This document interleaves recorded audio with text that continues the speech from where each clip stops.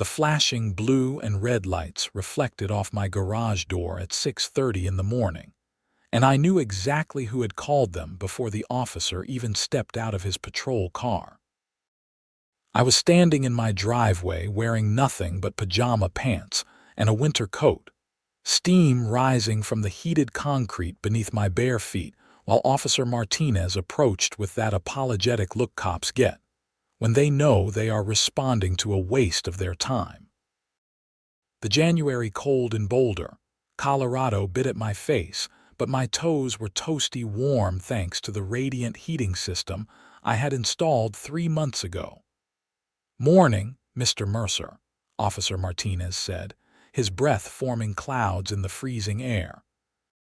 "We got a call about some kind of safety hazard at this address, something about your driveway being electrified." I sighed and gestured at the snow-free concrete beneath us. "It's heated, not electrified. Hydronic radiant heating. Hot water runs through tubes under the concrete. Completely legal and up to code. I have all the permits." "I figured it was something like that," Martinez said, pulling out his notebook more out of obligation than necessity. "But we have to respond to every call. The complaint came from a Patricia Henderson." Of course it did. Patricia Henderson, president of the Ridgeview Hills Homeowners Association, had been a thorn in my side since I moved into this subdivision 2 years ago. She was the textbook definition of a woman with too much time on her hands and an insatiable need to control every aspect of her neighbors' lives. 52 years old with that aggressive blonde bob haircut that somehow screamed, "I need to speak to your manager," without her saying a word. "Let me guess," I said. "She told you it was dangerous, possibly illegal, and definitely against HOA rules." Martinez nodded, suppressing a grin. "All of the above. Plus she mentioned something about you running up the neighborhood's electricity costs. That made me laugh out loud. My driveway isn't even connected to the grid. I have my own solar array and battery system. Everything on my property runs independently." This was true. When I had purchased the house on Maple Ridge Drive, one of the first things I did was install a comprehensive off-grid power system. My background in electrical engineering made it a passion project. I had 40 solar panels on my south-facing roof, a wind turbine tucked behind the house, and a Tesla Powerwall system in my garage that could keep my house running for days without any external power. I had done it partly for environmental reasons, partly because I loved the technical challenge, and partly because my job as a consultant for renewable energy companies meant I could write most of it off as research. "Can I see the permits?" Martinez asked. I nodded and walked into my garage, my heated driveway keeping my feet comfortable the entire way. Inside, I pulled out a thick folder containing every permit, inspection certificate, and approval document for every modification I had made to the property. The driveway heating system alone had required permits from the city building department, electrical inspections, and plumbing inspections. Everything was squeaky clean. Martinez flipped through the documents, taking photos with his phone. "This is actually pretty impressive, Mr. Mercer. I have been thinking about doing something like this at my place." "Happy to give you some recommendations," I said. "The driveway system pays for itself pretty quickly when you factor in what you would spend on snow removal services and the wear and tear on your back from shoveling." We were walking back outside when Patricia's white Lexus SUV pulled up to the curb. She climbed out wearing a purple North Face jacket and designer snow boots that had probably never seen actual snow before today. Her face was already twisted into that expression of righteous indignation that I had come to know so well. "Officer, thank goodness you are here," she said, marching up my driveway without invitation. "This man has been violating HOA regulations left and right, and now he has created a safety hazard that affects the entire neighborhood. Mrs. Henderson, Martinez said in that patient tone cops use with difficult people, Mr. Mercer has shown me all the permits and documentation for his driveway heating system. It's completely legal and up to code. Patricia's face reddened. I don't care if it's legal with the city. The HOA rules clearly state that any exterior modifications require board approval, which he never sought. And this heated driveway nonsense is an eyesore and probably devaluing everyone's property. It's just a driveway, I said. It looks exactly like every other driveway on this street except mine doesn't have snow on it. That's exactly the problem, Patricia snapped. It's ostentatious and unnecessary. You are showing off and making everyone else look bad. Officer Martinez closed his notebook. Madam, there's no crime being committed here. If you have an HOA dispute with Mr. Mercer, you will need to handle that through your normal channels. Have a good day, folks. He walked back to his patrol car, leaving me standing face to face with Patricia on my heated driveway. She looked down at the snow-free concrete with pure disgust, as if the very existence of my convenient heating system was a personal insult to her. You are going to remove that system, she said. The board is meeting tomorrow night, and we are going to fine you for every day it remains operational. That's $200 per day, Yates. Think about that. You can't fine me for something that doesn't violate any actual rules, I said. She pulled out her phone and scrolled through it with angry jabs of her finger. Section 12. Paragraph 4 of the Ridgeview Hills HOA Covenant. All exterior modifications including but not limited to changes in landscaping, hardscaping, structural additions, or visible mechanical systems must receive written approval from the HOA board prior to installation. You never submitted any request for approval. I had read the HOA covenants cover to cover before I bought the house, specifically because I knew I would be making modifications. Section 12, Paragraph 7. Standard maintenance and repair of existing features including driveway resurfacing does not require board approval. I resurfaced my driveway and added a heating system underneath. It's standard maintenance to prevent ice damage. That's not what that clause means, and you know it, Patricia said. Her voice was rising now, that sharp edge that comes right before a full meltdown. You are deliberately twisting the rules to do whatever you want, and I am not going to let you turn this neighborhood into some kind of experimental tech playground. My experimental tech playground doesn't affect you in any way, I said, trying to keep my voice level. My property, my money, my choice.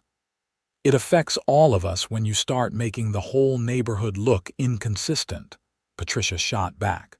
We have standards here. That's the whole point of an HOA. If everyone just did whatever they wanted, this place would look like a circus. I took a deep breath. This argument was going nowhere and I had work to do. Patricia, I'm not removing the driveway heater. It's legal, it's safe, and it's on my property. If the board wants to fine me, I'll see you in court. Her face went through several shades of red and purple before she turned on her designer boot heel and stomped back to her Lexus. She peeled out with more aggression than was necessary for a residential street, leaving tire marks on the snowy road. I went back inside, poured myself a strong cup of coffee, and tried to put the whole incident out of my mind. I had a meeting with a client in Denver at 10, and I needed to prepare my presentation on residential solar installations. But Patricia Henderson was nothing if not persistent. Over the next week, I received 3 certified letters from the HOA board. The first informed me that I was in violation of the covenants and subject to fines. The second informed me that those fines had begun accruing at $200 per day. The third threatened legal action if I did not comply within 30 days. I responded to each letter with copies of my permits, photographs of the installation, and citations of the specific covenant clauses that allowed my modifications. I also included a letter from my attorney, Robert Yamada, explaining in polite legal language that the board's interpretation of the rules was incorrect, and any attempt to fine or sue me would result in a countersuit for harassment. This back and forth continued through February. The board meetings became increasingly hostile according to my neighbor, Tom Brennan, who attended them regularly. Tom was a retired accountant who lived 3 houses down and had no love for Patricia or her board. He kept me updated on all the drama. "She spent 20 minutes ranting about your driveway last night," Tom told me over beers at his place one Saturday. "She has this whole conspiracy theory that you are planning to turn your house into some kind of commercial enterprise and that the heated driveway is just the beginning." I laughed. Commercial enterprise. I work from home as a consultant. The most commercial thing I do is take Zoom calls. "Try telling her that," Tom said. "She's convinced you are going to start running a business that will bring trucks and traffic to the neighborhood. I think she's losing it, honestly."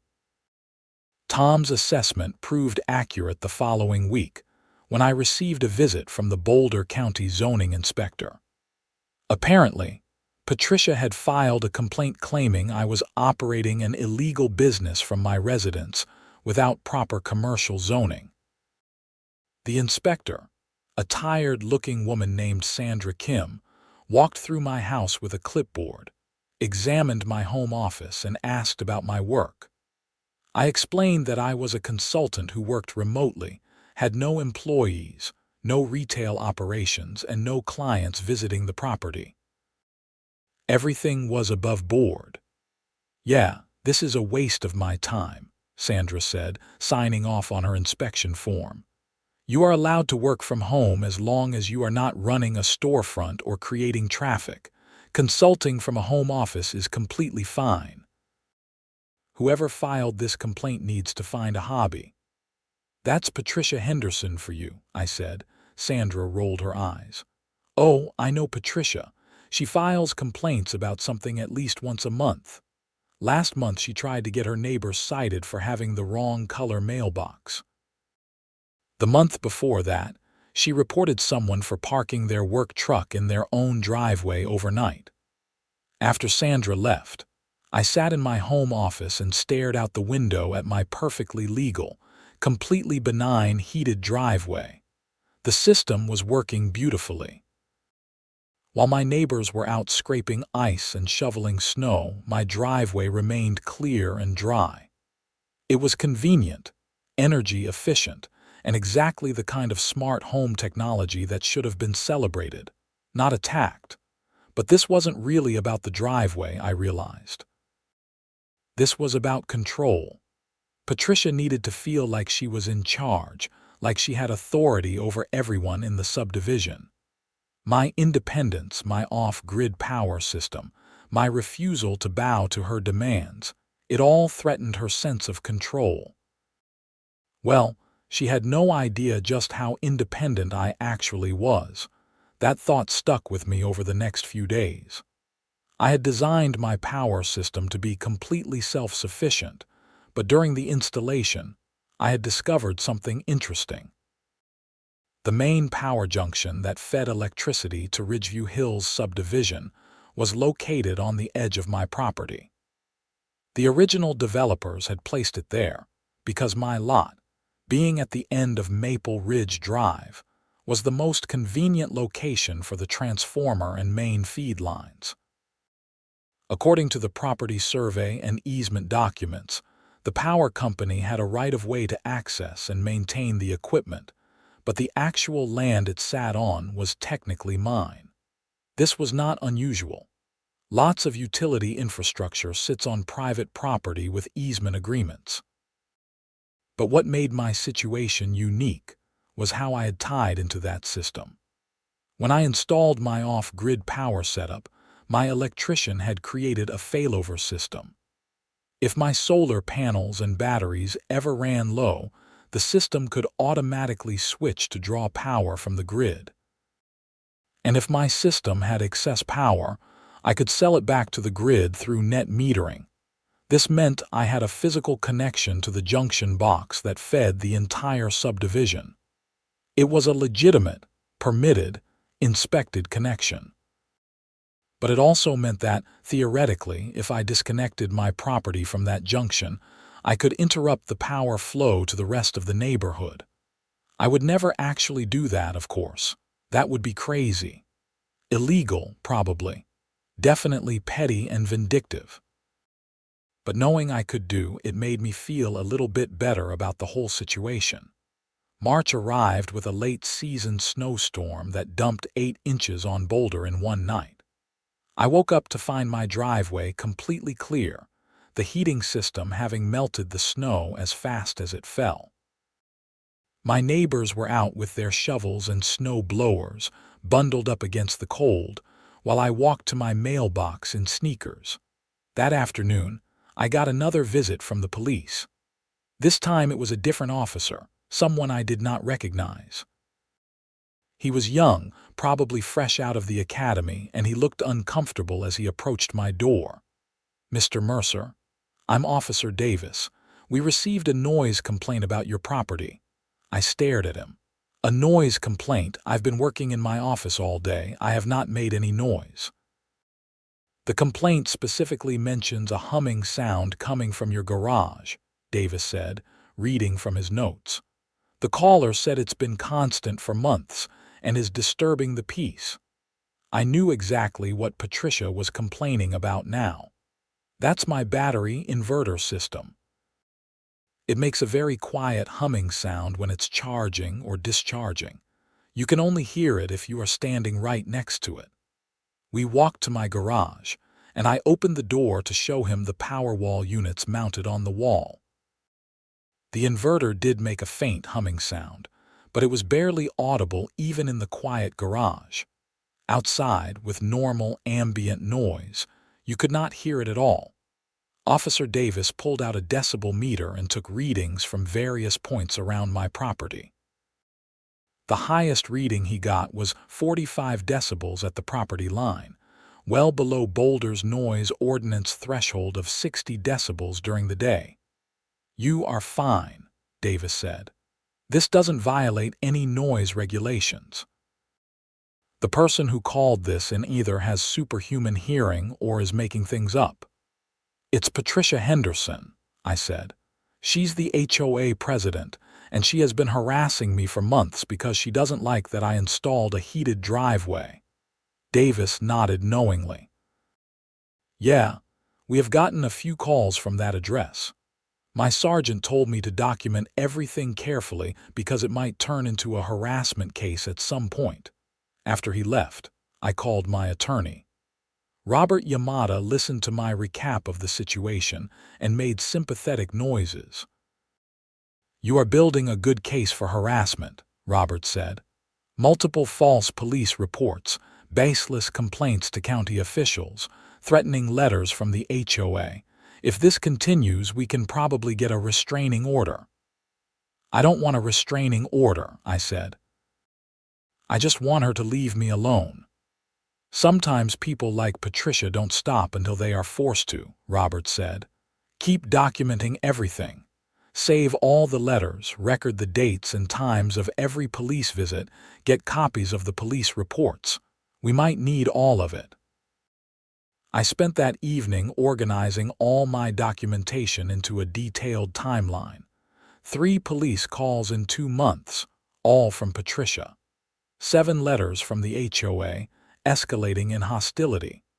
2 visits from county officials, both prompted by Patricia's complaints. A pattern of harassment was clearly emerging, but what really bothered me was not just the harassment itself. It was the waste.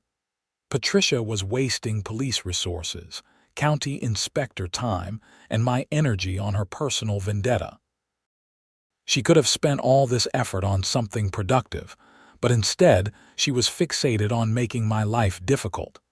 The next HOA board meeting was scheduled for the third Thursday of March. Tom Brennan called me the day before. "You should come to this one," he said. "Patricia has put your property on the agenda. She's asking the board to vote on forcing you to remove the driveway heater." I had avoided attending board meetings up to this point, figuring my absence was less provocative than my presence. But if Patricia was going to force a vote, I wanted to be there to defend myself. The meeting was held at the Subdivision's Community Center, a small building near the entrance of Ridgeview Hills. About 20 residents showed up, which was apparently higher than average attendance. Word had gotten around that there was going to be drama. Patricia sat at the front table with the other 4 board members: Craig Thompson, the vice president, Helen Marshall, the treasurer, David York, the secretary, and Karen Wilson, a member at large. Yes, there were actually 2 Karens on the board if you counted Patricia's middle name, which I had learned was Karen. Patricia Karen Henderson. Her parents must have known what they were creating. The meeting started with standard business: approval of last month's minutes, a treasurer's report about the HOA's finances, discussion of upcoming landscaping contracts for the common areas. Patricia conducted everything with brisk efficiency, clearly wanting to get to the main event. Finally, 40 minutes into the meeting, she cleared her throat and pulled out a thick folder. Item 6 on tonight's agenda concerns ongoing violations by a homeowner at 847 Maple Ridge Drive, she said, not looking at me. The resident, Yates Mercer, has installed an unauthorized heated driveway system in violation of our covenants. Despite multiple notices and accumulating fines, he has refused to remove the system or even apply for retroactive approval. I raised my hand.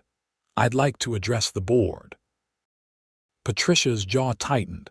"You will have an opportunity to speak when I am finished presenting the facts. I think the facts are that I have all the necessary city permits and my installation doesn't violate any actual HOA rules," I said, standing up. "But sure, go ahead and present your version." Several people in the audience chuckled. Patricia's face flushed. "Mr. Mercer has shown a pattern of disregard for community standards," she continued. "His property features numerous unauthorized modifications, including solar panels, a wind turbine, battery systems, and now this heated driveway. Each of these installations has changed the visual character of his property and, by extension, our neighborhood." I pulled out my phone and opened my photos. "I'd like to present some evidence to the contrary. My solar panels are on my roof, not visible from the street. My wind turbine is positioned behind my house in accordance with setback requirements. My battery system is in my garage. And my driveway looks exactly like every other driveway except it doesn't have snow on it. Nothing I have done changes the visual character of anything." Craig Thompson, the vice president, leaned forward. "Yates, did you submit applications for board approval for any of these modifications before installing them?" "I submitted applications for the solar panels and the wind turbine 3 years ago," I said. "The board approved both. I have the approval letters at home.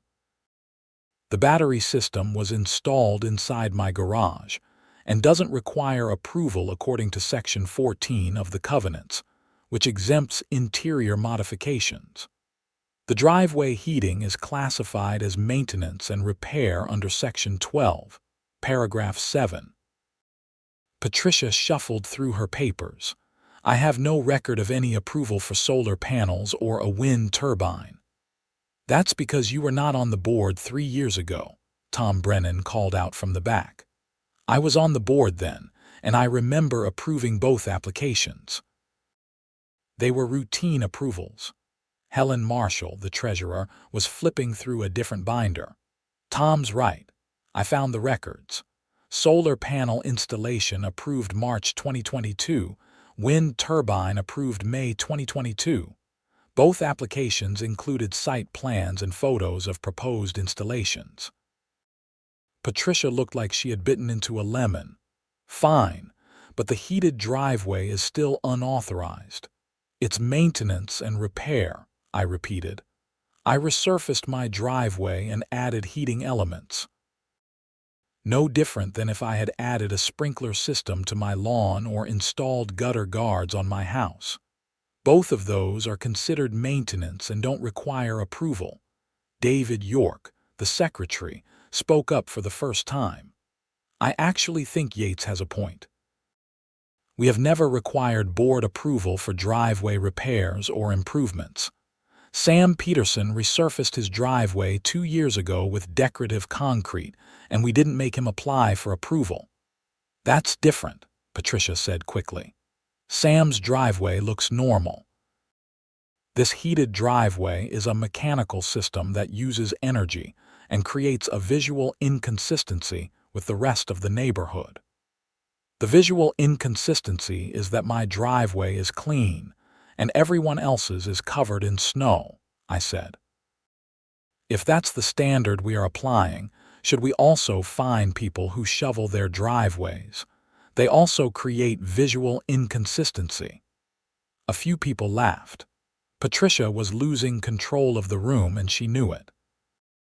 I move that we vote to classify the heated driveway as an unauthorized modification requiring removal, Patricia said abruptly. All in favor? Patricia raised her hand. Karen Wilson, the member-at-large and Patricia's closest ally on the board, also raised her hand. All opposed. Craig, Helen, and David all raised their hands. The motion fails, David said, making a note in his minutes. 2 in favor, 3 opposed. Patricia gathered her papers with sharp, angry movements. Fine, but this is not over. I am going to consult with the HOA's attorney about our options for enforcement. The meeting continued for another 20 minutes, but I barely paid attention. I had won this round, but Patricia's threat about consulting an attorney worried me. She had the HOA's money behind her, which meant she could afford to drag this out in court even if she was wrong. After the meeting ended, several neighbors came up to congratulate me or express support. Tom Brennan clapped me on the shoulder. You handled that well, he said, but watch your back. Patricia doesn't lose gracefully. Tom's warning proved prophetic. 2 days later, I received a letter from a law firm in Denver representing the Ridgeview Hills HOA. The letter was 8 pages long and full of legal jargon, but the basic message was clear. The HOA believed I was in violation of multiple covenants, and they were prepared to sue me if I did not remove the heated driveway and pay the accumulated fines, which now totaled over $10,000. I forwarded the letter to Robert Yamada and waited for his response. He called me that afternoon. This is aggressive but not surprising, Robert said. The attorney they have hired is someone I have dealt with before. His name is Marcus Fletcher, and he specializes in HOA disputes. He's competent, but he also has a reputation for backing down when he knows his client is wrong. So what do? We respond with our own letter laying out all the reasons their position is legally indefensible. We cite the covenants, your permits, the board vote, everything. We also include a warning that if they proceed with litigation, we will countersue for harassment and legal fees. Robert's response letter went out the next week. I thought that might be the end of it, that Marcus Fletcher would read our arguments and advise Patricia to drop the whole thing. I was wrong. In mid-April, I was served with a lawsuit. The Ridgeview Hills Homeowners Association was suing me for breach of covenant, seeking removal of the heated driveway system, payment of over $12,000 in accumulated fines, and attorney's fees. Robert filed our response and counterclaim. We argued that the HOA's interpretation of the covenants was incorrect, that my installation was legal and permitted, and that Patricia Henderson had engaged in a pattern of harassment that included multiple false police reports and abuse of her position as board president. We asked the court to dismiss the HOA's claims and award us attorney's fees and damages for harassment. The case was assigned to Boulder County District Court and given a trial date in October. That meant 6 months of legal limbo, 6 months of accumulating attorney's fees, 6 months of stress. But it also meant 6 months for Patricia to make mistakes. Throughout the spring and summer, Patricia continued her campaign against me. She sent letters to my neighbors warning them that my modifications were dangerous and could affect their property values. She posted complaints about me on the neighborhood Facebook group. She even started a petition to amend the HOA covenants to specifically ban heated driveways, which failed to get the required signatures. Every action she took, I documented. Every letter, every Facebook post, every conversation reported back to me by friendly neighbors. It all went into a growing file that painted a picture of someone obsessed and irrational. In June, Patricia made her biggest mistake yet. She called the fire department. I was in my backyard doing some gardening when 3 fire trucks rolled up to my house, sirens blaring. Firefighters jumped out and started approaching my property with serious expressions. "Are you Yates Mercer?" the captain asked. "Yes. What's going on?" "We got a call about a chemical smell and possible fire hazard coming from your garage. The caller said they saw smoke." I almost laughed. "There's no smoke and no chemicals, but you are welcome to check." The firefighters did a thorough inspection of my garage and house. They examined my battery system, checked my electrical panels, and used gas detectors to test for any chemical leaks. They found absolutely nothing wrong. "Whoever called this in was either mistaken or lying," the captain said. "Everything here is safe and up to code. Nice setup, by the way." "I have been thinking about going solar myself." "Let me guess," I said. "The caller was Patricia Henderson." The captain looked uncomfortable. "I can't confirm caller identity, but the call came from an address on Aspen Court. That was Patricia's street." After the fire trucks left, I called the non-emergency police line and asked to speak to a supervisor. I explained that this was the 4th false emergency call made about my property by the same person and asked what could be done about it. The supervisor, Sergeant Rodriguez, asked me to come down to the station to file a formal complaint. I brought my entire documentation file, the timeline of harassment, the letters, the records of every police and fire visit. Sergeant Rodriguez reviewed everything carefully. "This is pretty clear-cut harassment," he said. "False reports to police and fire are actually criminal offenses. I am going to have a detective follow up with you and with Mrs. Henderson." 2 days later, Detective Lisa Morgan contacted me for an interview. She was in her 40s, professional and direct. We met at my house and she spent 2 hours going through my documentation and recording my statement. "I am going to interview Mrs. Henderson next," Detective Morgan said. "Based on what you have shown me, I think there's probably cause to charge her with making false reports and harassment. But I want to hear her side before I make that recommendation to the DA." I do not know what Patricia told Detective Morgan, but it must not have been convincing. A week later, Patricia was charged with 3 counts of making false reports to law enforcement and 1 count of misdemeanor harassment. She was arrested, booked, and released on bond. The neighborhood erupted in gossip. Some people thought Patricia was being persecuted for trying to maintain community standards. Others thought she had finally gotten what she deserved. The HOA board held an emergency meeting, and voted to place Patricia on temporary leave from her position as president while the criminal case was pending. With Patricia sidelined, the atmosphere in Ridgeview Hills changed dramatically. Craig Thompson took over as acting president and proved to be far more reasonable. At his suggestion, the board voted to drop the lawsuit against me and void all the fines.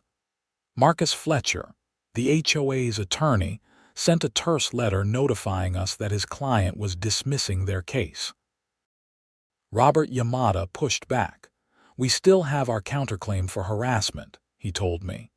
"We could pursue damages against Patricia personally and possibly against the HOA for enabling her harassment." "Let's wait and see what happens with the criminal case," I said.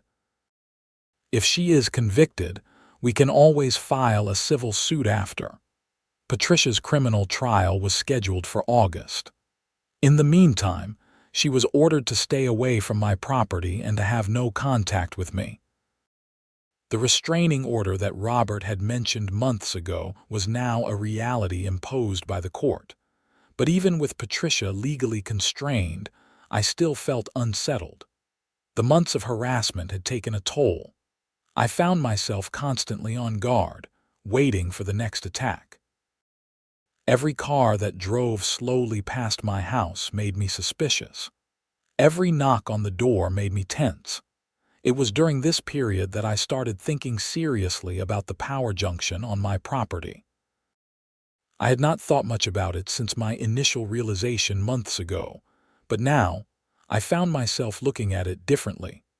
The junction box sat on a concrete pad about 20 feet from my property line, hidden behind some landscaping. It was a large metal box with warning signs and a padlock.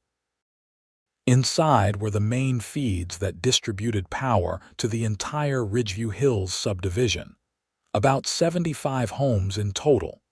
My connection to that junction was through a secondary box closer to my house. My electrician had installed a transfer switch that could disconnect my property from the grid while keeping the main junction operational. It was a standard setup for off-grid solar systems with grid backup. But I started wondering, what if I needed to disconnect the entire junction for some reason? What if there was an emergency on my property that required shutting down that power feed? I called my electrician, Randy Martinez, and asked him about the setup. Could I shut down the main junction from my property if I needed to? Randy sounded confused. "Well, technically yes. Your transfer switch could be reconfigured to isolate the junction. But why would you ever need to do that?" "Just curious," I said, trying to understand my system better. "The power company would have a fit if you messed with that junction," Randy warned. "That's their equipment, even though it is on your property. You could get in serious trouble." "I am not planning to mess with it," I assured him. "Just want to know how everything works." But the idea had taken root in my mind.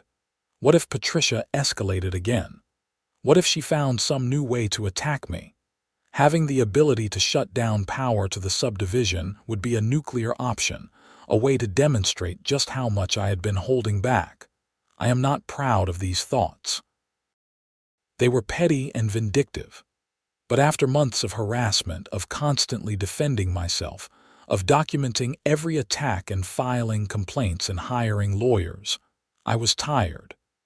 The idea of having power, real tangible power, over the people who had made my life hell was appealing. In late July, something happened that pushed me over the edge.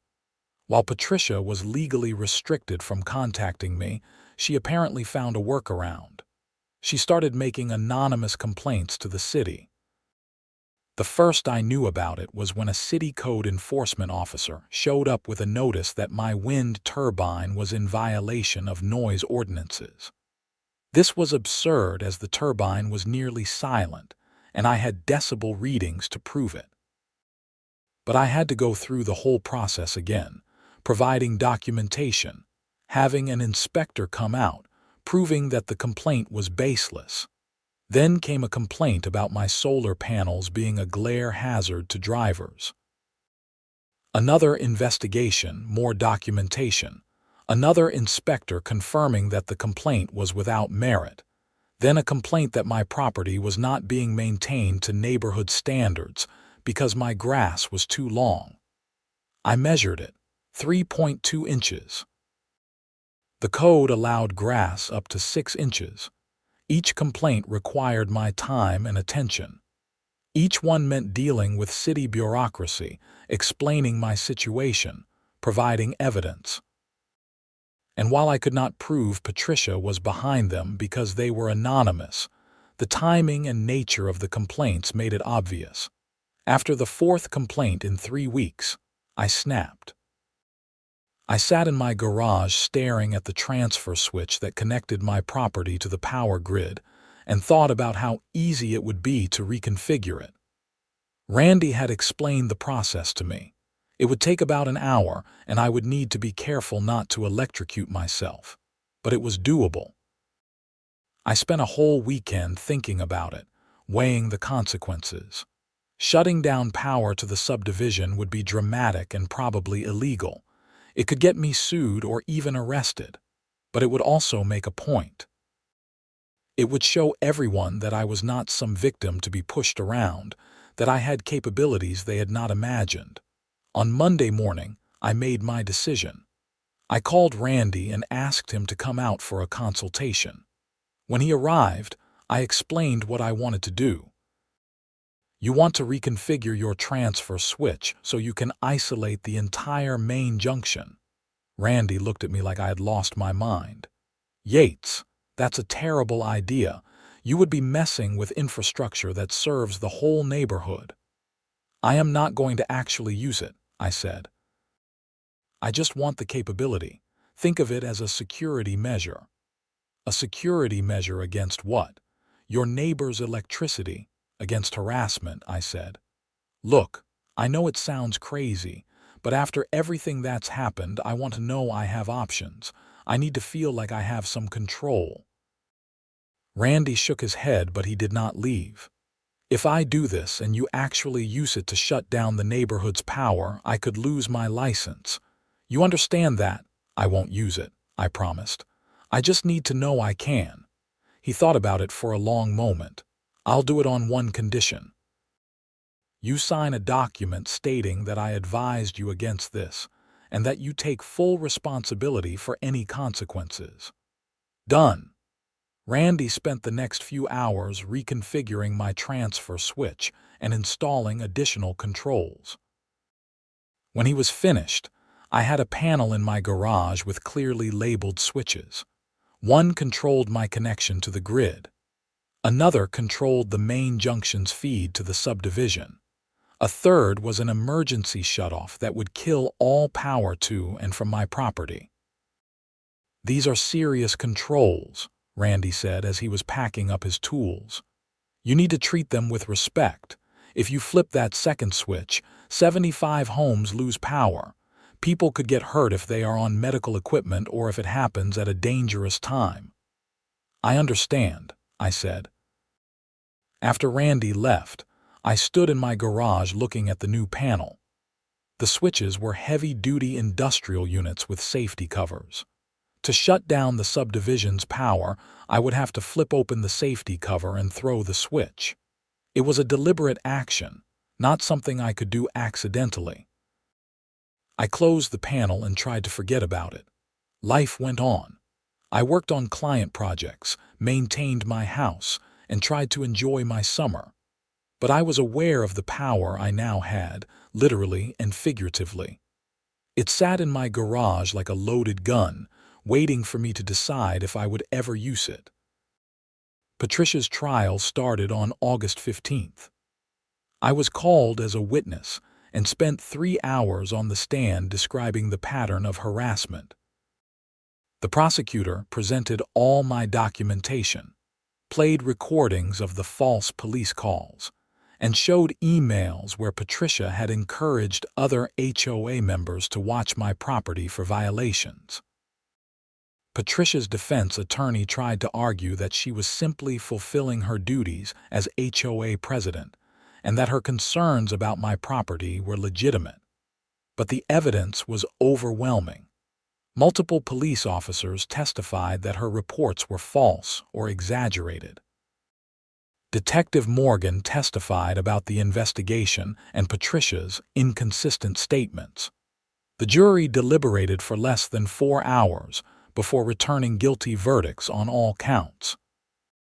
Patricia was sentenced to 6 months in jail, with all but 30 days suspended, 2 years of probation, and ordered to pay restitution for the costs of the false emergency responses. I should have felt vindicated. Justice had been served. Patricia was going to jail and would be on probation for years. The HOA had dropped their lawsuit. Everything was resolved, but I did not feel satisfied. I felt tired and angry. 30 days in jail seemed like nothing compared to the months of stress and harassment I had endured. The thousands of dollars I had spent on attorney's fees would not be reimbursed. And I still had to live in this neighborhood where half the residents thought I was the villain for getting their HOA president arrested. 2 days after the sentencing, someone vandalized my property. I woke up to find my mailbox knocked over, eggs thrown at my house, and spray paint on my driveway. The spray paint was particularly offensive. Just the word snitch in large red letters right across my beautiful heated driveway. I called the police and filed a report. They said they would increase patrols in the neighborhood, but there was not much else they could do without witnesses or video evidence. I had security cameras, but they had been disabled. Someone had spray painted the lenses black during the night. I cleaned up the mess and installed new cameras with better protection, but the vandalism rattled me. Patricia was in jail, so it was not her, which meant she had supporters willing to attack me on her behalf. The next week, my car was keyed while I was parked at the grocery store. The week after that, someone slashed 2 of my tires in my own driveway. Each incident was reported to the police. Each time, there was no evidence, no witnesses, nothing to go on. I started to feel like I was under siege in my own home. The legal battle might be over, but the war continued. Whoever was targeting me was smart enough not to get caught and persistent enough to keep attacking. It was a Friday night in early September when everything came to a head. I was in my garage working on a project when I heard voices outside. I looked through the window and saw 4 people standing in my driveway. They were all wearing dark clothes and hoodies, and they were carrying what looked like baseball bats. My heart started pounding.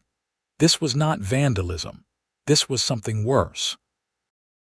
I called 911 and reported that there were intruders on my property with weapons. The dispatcher said officers were on the way, but it would be several minutes. I could hear the people outside talking and laughing. They were not trying to be quiet. One of them picked up a rock and threw it at my garage door. It hit with a loud bang. Another person spray painted something on my driveway. They were taking their time, confident they would not be caught. I looked at the electrical panel Randy had installed. The switches were there, waiting. If I shut down the power to the subdivision right now, these people would be in the dark.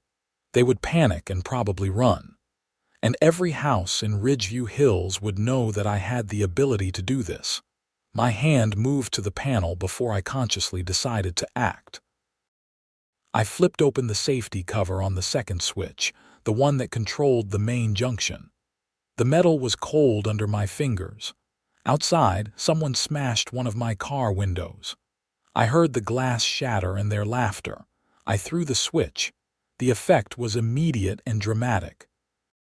Every light in the subdivision went out. Street lights, house lights, everything. The neighborhood was plunged into darkness. Outside my garage, I heard surprised shouts and confusion. My house stayed lit because I was running on my solar batteries. But through the window, I could see that everything else was dark. The people in my driveway were stumbling around, disoriented by the sudden blackness. I heard sirens in the distance. The police were coming. The vandals heard them too and took off running, leaving their spray paint and bats behind. 2 police cars arrived about 90 seconds later. In the darkness, their headlights and flashers were the only illumination. The officers jumped out and I went outside to meet them. "Are you Yates Mercer?" one of them asked. "Yes. 4 people were on my property with weapons. They broke my car window and were spray painting my driveway when the power went out. They ran when they heard your sirens." The officers searched the area, but the vandals were long gone. They took photos of the damage, collected the abandoned spray paint cans and 1 baseball bat as evidence. Then they started asking about the power outage. "You know why the power is out?" Officer Williams asked. "No idea," I lied. "Maybe the vandals cut a power line or something. My garage door was closed and the electrical panel was inside where they could not see it."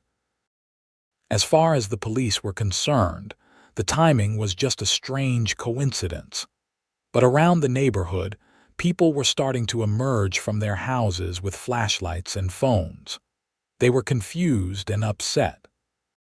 Power outages were rare in Boulder, and this was a warm September evening, so it was not weather-related. After the police finished their report and left, I went back into my garage. I stood looking at the electrical panel, the switch still in the off position. I had done it. I had actually shut down power to the entire subdivision, and it felt good, not just satisfying but empowering. For months I had been reactive, defending myself, documenting attacks, filing complaints. Now I had taken action. I had demonstrated power. I left the switch off for 30 minutes. Long enough for everyone to really feel it, to wonder what was happening, to get uncomfortable. Then I flipped it back on. The lights came back throughout the neighborhood. I could hear surprised exclamations from nearby houses. People were confused but relieved. I expected the power company to investigate, but apparently, they did not see anything unusual. From their monitoring systems, it just looked like a momentary interruption, possibly a breaker that had tripped and reset itself. These things happened occasionally. No big deal. But I knew what I had done. And more importantly, I knew I could do it again. Over the next few days, word spread through the neighborhood about the vandalism at my property and the strange power outage.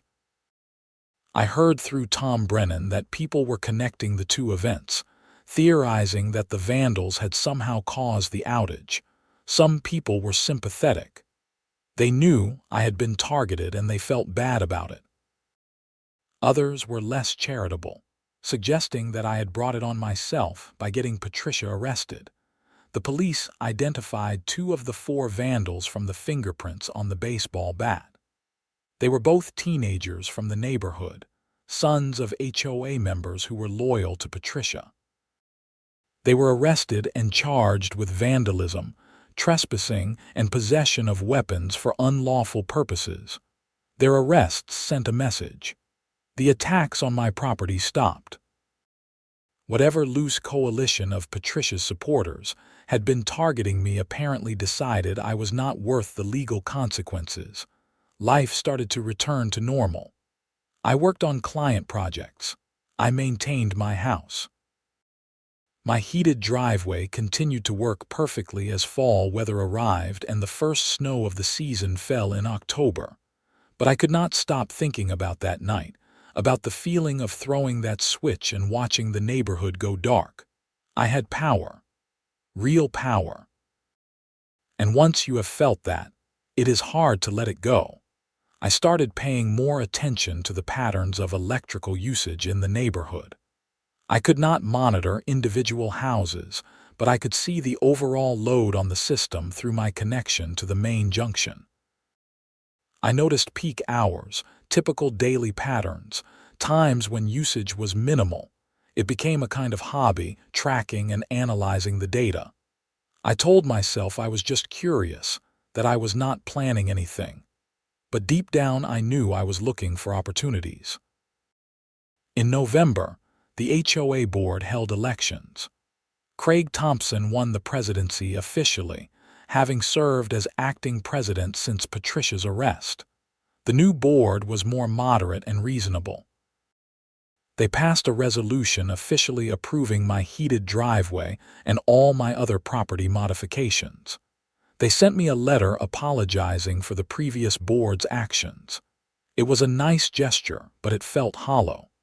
An apology did not give me back the thousands of dollars in legal fees. It did not erase the months of stress and harassment. It did not undo the vandalism or make me feel safe in my own home again. December arrived with heavy snow. My driveway remained clear while my neighbors struggled with shoveling and ice. Some of them asked me about the system, considering installing their own. I gave them advice and recommendations. Randy Martinez ended up installing 2 more heated driveways in the subdivision that winter. Patricia was released from jail in mid-December after serving her 30 days. She was still on probation and subject to the restraining order that kept her away from me. I heard she had put her house up for sale and was planning to move out of the subdivision. Good riddance, I thought. But then something happened that made me reconsider everything. On December 23rd, I got a knock on my door. When I opened it, Patricia was standing there. She looked different, thinner, older somehow. The aggressive confidence that had defined her was gone, replaced by something that looked almost like humility. "I know I am not supposed to be here," she said quickly. "I know about the restraining order, but I needed to talk to you before I move away." "You need to leave," I said. "If you violate the restraining order, you go back to jail. I know, just give me 2 minutes, please." Against my better judgment, I listened. "I want to apologize," Patricia said. "Really apologize, not just words, but actual understanding of what I did. I spent 30 days in jail thinking about this. I talked to a therapist. I realized that I was trying to control everything because I felt like my life was out of control. My husband had just left me when you moved in. I was angry and scared and I took it out on you. That was wrong. I did not know what to say." This was not the Patricia I had been dealing with for over a year. This was someone who seemed genuinely remorseful. "I am not asking for forgiveness," she continued. "I don't deserve it. I just wanted you to know that I understand what I did was wrong and I am sorry. I am moving to Denver to be closer to my sister. I am quitting the HOA world entirely. I just want to live a quiet life and leave people alone." She turned and walked away before I could respond. I watched her get into her Lexus and drive off. That was the last time I ever saw Patricia Henderson. Her apology left me feeling strange and unsettled. Part of me wanted to stay angry, to hold onto the righteousness of my position as the victim. But another part of me recognized that she was a broken person who had lashed out in her pain and was now trying to make amends. I thought about the electrical panel in my garage, the power I had given myself to shut down the subdivision. In the aftermath of Patricia's vandalism arrests, I had imagined scenarios where I might use that power again. Someone pisses me off at an HOA meeting. Blackout. Someone parks in front of my house. Blackout. It was a petty fantasy, but it had given me a sense of control. Now, with Patricia gone and apologizing, that fantasy felt hollow. What was the point of having power if using it just made me into the villain? What was the point of revenge when the person I wanted revenge against was clearly already suffering? Christmas came and went quietly. I spent it with my parents in Fort Collins and tried not to think about HOA drama. When I got back home, I found a card in my mailbox from Tom Brennan thanking me for standing up to Patricia. Several other neighbors had signed it. They appreciated that I had fought back and exposed what was happening. It made me realize that most people in the subdivision were not my enemies. Most of them just wanted to live their lives without drama. Patricia had been the problem, not the community as a whole. On New Year's Eve, I went into my garage and looked at the electrical panel one more time. The switches were still there, ready to give me power over the neighborhood's electricity. But I realized I did not want that power anymore. It had been comforting to know I had it, but actually having it was a burden. I called Randy Martinez on January 2nd. "I want you to reconfigure the transfer switch back to the original setup," I told him. "I don't need the ability to control the main junction anymore." "Really? You sure about that?" "Yeah, I'm sure. It was a bad idea from the start." Randy came out that afternoon and spent a couple hours returning everything to normal. When he was done, my system could still go off-grid or connect to the grid as needed, but I no longer had any control over the main junction that fed the subdivision. "Feel better?" Randy asked. "Actually, yes," I said, and I meant it. The rest of the winter passed peacefully. My heated driveway continued to work perfectly. The new HOA board was reasonable and competent. The teenagers who had vandalized my property were convicted and sentenced to community service and restitution. My attorney, Robert Yamada, negotiated a settlement where the HOA's insurance paid my legal fees. By the time spring arrived, the whole saga felt like a distant bad dream. New neighbors moved into Patricia's old house, a young couple with a baby. They were friendly and normal, and had no idea about the drama that had happened before they arrived. I ran into Craig Thompson at the grocery store in April, and we chatted about subdivision business. Everything was running smoothly. No major disputes, no complaints, just normal homeowner stuff. "You know, your heated driveway has become kind of popular," Craig said. 5 more houses have installed them this year. It might become a subdivision selling point eventually." I laughed at the irony. The thing Patricia had wanted to ban was now becoming a desirable feature. Life moved on. I took on new consulting clients, traveled for work, made some upgrades to my solar system. The whole HOA nightmare receded into the past where it belonged. But I never forgot the lesson I learned. Power is not about having the ability to hurt others. Real power is knowing you could but choosing not to. When I had the ability to shut down the subdivision's electricity, I used it once in a moment of genuine emergency. After that, I could have used it for petty revenge or to assert dominance, but that would have made me just as bad as Patricia. Instead, I gave up that power voluntarily. I chose to live as a good neighbor rather than as someone who lorded his technical capabilities over others. That choice, that restraint, was more powerful than any switch in my garage. 2 years later, I am still living in Ridgeview Hills. My heated driveway still works perfectly. My solar panels and batteries keep my house running independently. The HOA leaves me alone and I leave them alone. It is exactly what I wanted from the beginning. Sometimes I drive past the main junction box on the edge of my property and remember that night when I threw the switch and plunged the neighborhood into darkness. It was a dramatic moment, the kind of thing that makes for good stories. But I am glad I never did it again. The real victory was not in fighting Patricia or demonstrating my power. The real victory was in building the life I wanted and refusing to let small-minded people take it away from me.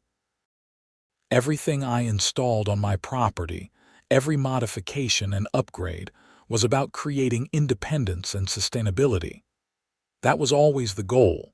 Patricia is living somewhere in Denver now as far as I know. I heard she got remarried and seems happy. I hope that is true. I don't wish her ill despite everything she put me through. She was a person in pain who made bad choices and paid the price. She apologized and moved on. That is enough. The criminal case against her was resolved when she completed her jail time and probation. The two teenagers who vandalized my property finished their community service and restitution payments. Everyone faced consequences for their actions. Justice was served, even if it felt inadequate at times. The HOA learned some lessons too. They revised their covenants to be more clear and reasonable. They implemented better training for board members about their authority and limitations. They created a dispute resolution process that did not immediately jump to fines and lawsuits. Craig Thompson has been a good president, focused on actual community needs rather than petty enforcement. Under his leadership, the board approved several modifications to other properties that the old board would have fought. They approved a basketball hoop, a fancy mailbox, a decorative fence. Small things that made people's houses feel like homes rather than HOA-approved display units. My relationship with my neighbors improved dramatically once Patricia was gone. People stopped seeing me as a troublemaker and started seeing me as someone who had stood up for reasonable property rights. Several neighbors asked for advice on their own home improvement projects. I helped Tom Brennan install solar panels on his house. I advised the Johnsons on battery backup systems when they had problems with power outages affecting their home office. The neighborhood became what it should have been all along, a community of people living their lives and helping each other out when needed, not a fiefdom ruled by an overzealous HOA president.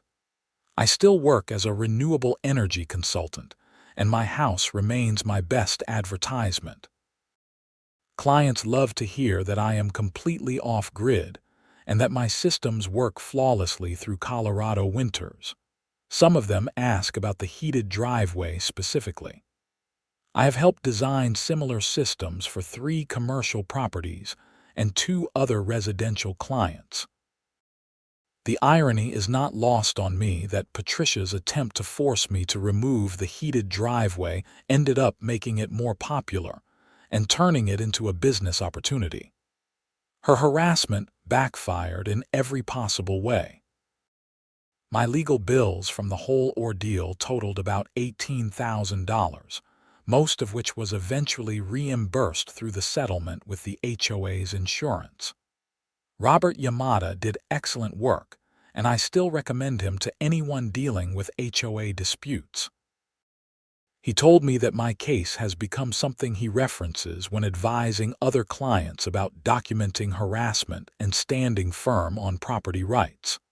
The surveillance cameras I installed during the vandalism campaign are still up and running. They have not caught any more crimes, but they give me peace of mind. I also kept all the documentation from the harassment, stored in boxes in my basement. I probably will never need it again, but it feels important to preserve the record of what happened. Every winter when the first snow falls and my driveway automatically clears itself, I feel a small sense of satisfaction. This system, this simple convenience that caused so much drama, works exactly as intended. It saves me time and effort. It is energy efficient. It is safe and legal. It is everything I claimed it would be when Patricia first called the police about it. That first police visit feels like it happened a lifetime ago now. Officer Martinez responding to a complaint about my electrified driveway. Patricia standing in my driveway with her righteous indignation. The beginning of a year-long nightmare that taught me more than I ever wanted to know about HOA politics and human petness. But it also taught me about resilience, about standing up for yourself, and about knowing when to walk away from a fight. I could have pursued Patricia more aggressively after her arrest. I could have sued her personally for damages. I could have tried to get her probation extended or pushed for a harsher sentence. But what would have been the point? She had already lost her position, her reputation, and her home in the neighborhood. Further punishment would have just been cruelty. The same thing with the electrical switch that could shut down the subdivision. I could have kept that capability, kept that power over my neighbors, but having it was corrupting. It made me think about using it, about finding excuses to throw that switch. Giving it up was liberating.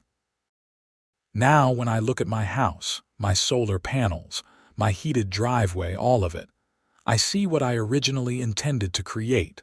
A comfortable, efficient, sustainable home where I can live independently and peacefully. That was always the goal.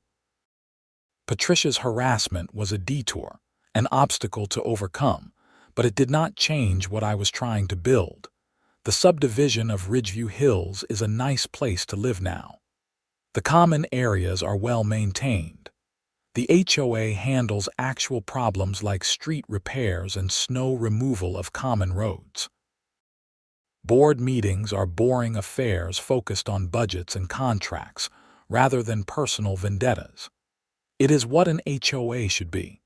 My heated driveway continues to be a conversation starter, and a source of some envy among neighbors who still shovel snow. But now it is a friendly envy, people asking for recommendations rather than filing complaints. Progress. I think about writing down the whole story sometimes, publishing it as a cautionary tale about HOA overreach and the importance of standing up for your rights. Maybe someday I will.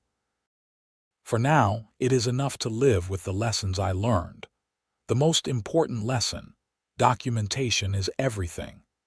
If I had not kept detailed records of every police visit, every letter, every complaint, the criminal case against Patricia might not have succeeded. My meticulous timeline and evidence file made it impossible for her to deny the pattern of harassment. The second lesson: know the rules better than the people trying to enforce them. I read the HOA covenants cover to cover multiple times. I understood the city codes and permit requirements.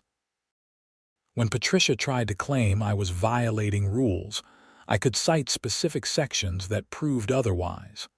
Knowledge was armor. The third lesson: good attorneys are worth their cost. Robert Yamada saved me from making mistakes that could have undermined my position. He knew when to push and when to hold back. His expertise turned what could have been a disaster into a victory. The fourth lesson: most people are reasonable if you give them accurate information. The HOA board voted against Patricia once they understood the facts. My neighbors stopped seeing me as a problem once they learned the truth about what was happening. Communication mattered. The final lesson: power without wisdom is dangerous. When I had the ability to shut down the neighborhood's electricity, I was tempted to abuse it.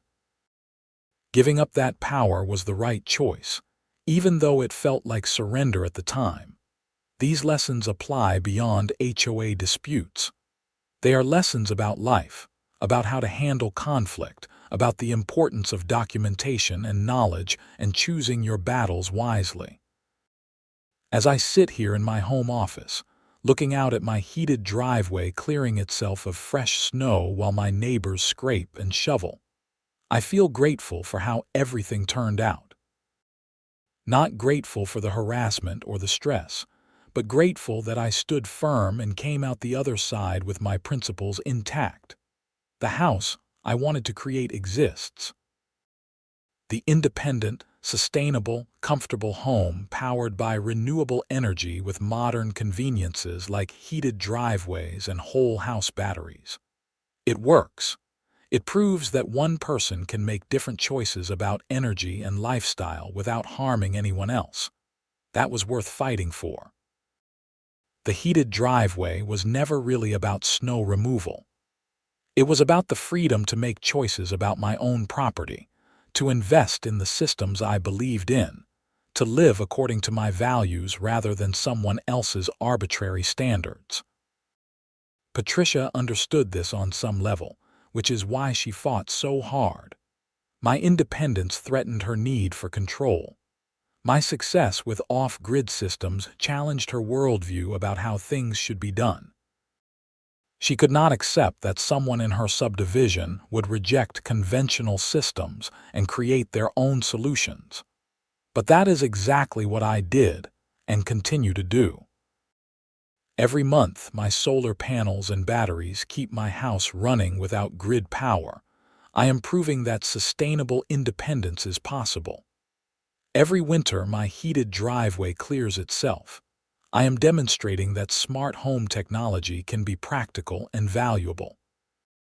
Every year, my systems run without problems. I am validating the choices I made. The story could have ended badly. If Patricia had succeeded in forcing me to remove my systems, it would have set a terrible precedent for HOA overreach. If the board had backed her lawsuit, I might have spent years in court fighting for basic property rights. If the criminal case had not resulted in charges, her harassment might have continued indefinitely. But none of those things happened. Justice prevailed slowly and imperfectly, but it prevailed. The system worked, barely, but it worked. And now I live in peace with a heated driveway and the knowledge that I stood up for what was right. That is worth more than any amount of money or any HOA approval. That is the real victory in this whole mess. Not defeating Patricia, not shutting down the neighborhood's power, not proving I was right. The real victory is living the life I wanted to live, on my own terms, in my own way, without hurting anyone else. And every time it snows and my driveway clears itself while my neighbors shovel, I remember why it was all worth it.